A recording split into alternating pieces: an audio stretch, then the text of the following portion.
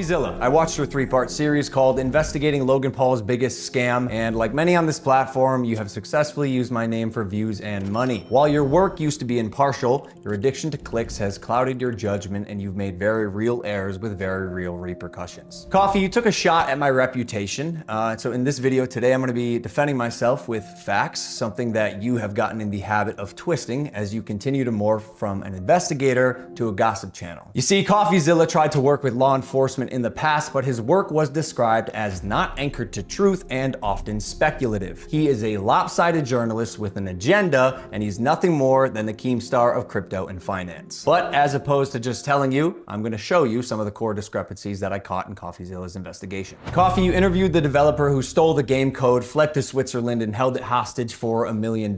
Well, his name is Zach Kelling. Surely, as the internet detective that you proclaim to be, you would know that he spent time in prison for multiple felonies, one for aggravated robbery, armed robbery at a liquor store, and the other for, surprise, obstructing the legal process. I can see why you kept him anonymous. Who we'll be calling Z here. I guess among many things, it doesn't surprise me that he lied about having 30 engineers and a $50,000 a week burn rate. On my end, I have 30 engineers. I'm burning $50,000 a week. Which, side note, is how this delusionist landed on the $1 million code ransom, but it turns out he only had 3 engineers. Wouldn't someone with journalistic integrity know their credible source had not only an agenda, but a fondness for orange jumpsuits?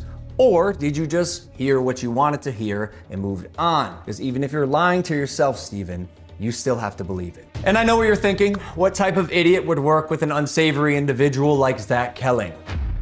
I guess that's what I get for trusting the team that I relied on to vet and manage Eddie's hiring process, who has turned out to be a professional con man that I have since learned fooled billionaires, the Mormon Church, the owner of the New York Yankees, and now me. And surely you knew Emilio, the gentleman who supposedly let his child invest in a cryptocurrency, was allegedly responsible for 2 rug pulls before you interviewed him. So either you missed that or you knew it and failed to let the public know. Why? Because it was a clear sign that he was also untrustworthy. You seemed pretty excited when the guy told you that he couldn't hatch the eggs. Wait, you can't even hatch? No, I'm telling you, it's just a picture. You're kidding! You can't hatch? You're kidding. You can't hatch? You can't hatch? Yeah, 1 second of research would prove that to be false, as you can definitely hatch eggs and even breed your animals. Click on that. Oh, we got a duck. And as you pointed out in your fine print, cross-hatching was available on ETH at one point, but you perpetuated the opposite as truth with your chest out. Basically, nothing worked. And by the way, guy, almost all NFTs are just pictures. I'm telling you, it's just a picture. And surely a real internet detective would not break criminal and civil laws in trying to get information, right? So why have you allowed the illegal recording of Jeff's phone call without his permission?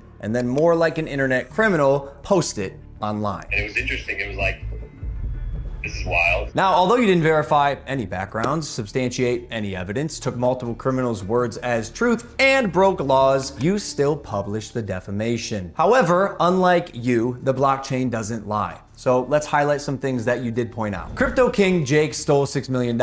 True or not, we had already removed him from the team when we realized he was a bad actor and his motives were purely financial. Conman Eddie, lead developer, stole $1.7 million. True or not, when we learned he was a bad actor as well, he was immediately removed from the team. While myself and Jeff sold nothing and made nothing as verified through investigation and the blockchain. Jeff, Logan's manager, to my knowledge, never sold.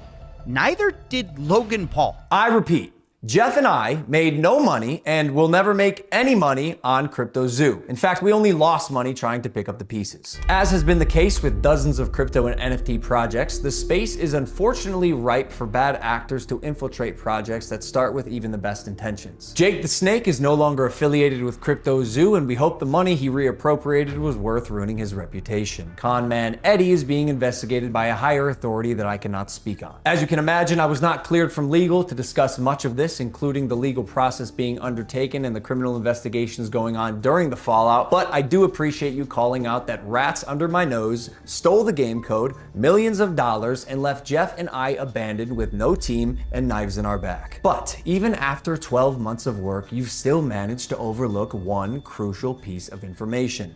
See, even though I've said it's coming so many times, you've assumed that CryptoZoo isn't being made. Who are you to decide when the development timeline ends? I got everything stolen from me in our community, stopped promoting publicly as soon as I knew the extent of the internal issues, took all of the heat on social, and you still published a defamatory hit piece fully knowing I was innocent just so you could enrich yourself in your $10 million studio. Sharp, but deeply unethical, dangerously misleading, and illegal. I suggest you use the money you got from pumping your Patreon to hire a good lawyer. You're gonna need it. And maybe we could have talked about this if you had reached out to me, personally. Not my manager, Jeff, who is not me, Steven, but the first time you did was on Christmas Eve after you released your series so you could rely on false statements and unreliable people used recklessly. The subject line was third request for comment. Yeah, not quite. This will be my third time reaching out to you and your team. The first 2 times were through your manager, Jeff. The first 2 times were through your manager, Jeff. Okay, so the last time on Christmas Eve, after the fact, was to me. You have a funny way of twisting things. And I also noticed you left out that part on Twitter. Why hide that? Trust me, CryptoZoo is coming. I will make damn sure of it. And honestly, it sucks that after years of personal reform, going through trials and tribulations and busting my ass to evolve into a person that I can say I'm actually proud of, you led the charge to drive and monetize a narrative telling millions of people that I'm a fraud or I tried to scam my audience. That is patently false. This video is mainly for my fans and anyone who's on the fence that I hope I can help understand a situation that is tremendously complex but has been oversimplified for both views and clicks. And lastly, Coffeezilla. I now know your motives with this. Clout and money, good for you, but also you're slimy as so I'm not gonna come on any of your podcasts. If you wanna come on Impulsive and talk about this, that's fine. You've denied my invitation multiple times. You're still invited. It can be a one-on-one. If not, we're gonna handle this ourselves while we continue to build CryptoZoo, and I'll see you in court.